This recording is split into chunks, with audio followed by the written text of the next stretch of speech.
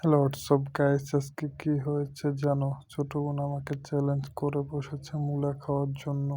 ছোট বোন বলে, তুমি কি কাঁচা মূলা খেয়ে রিভিউ করতে পারবা?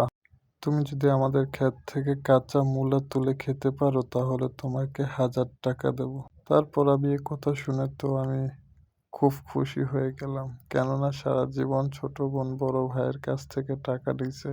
তাই বাসা থেকে একটা মগে করে কিছু পানি নিয়ে সোজা চলে গেলাম মূলা খেতে। 1,000 টাকা আজকে জিততেই হবে ছোট বোনের কাছ থেকে। খেতে গিয়ে একটি মূলা তুললাম, তুলে পানি দিয়ে ধুয়ে খেয়ে দেখলাম মূলার টেস্ট আসলে এমন হয়। যদি আপনারা কেউ আগে পরে লবঙ্গ খেয়ে থাকেন তাহলে মূলার টেস্টটা আপনারা বুঝবেন, কেননা লবঙ্গ এবং মূলার টেস্ট প্রায় সেম, কিন্তু পার্থক্য হচ্ছে এতটুকু, মূলা হচ্ছে একটু ফানসে হয়ে থাকে।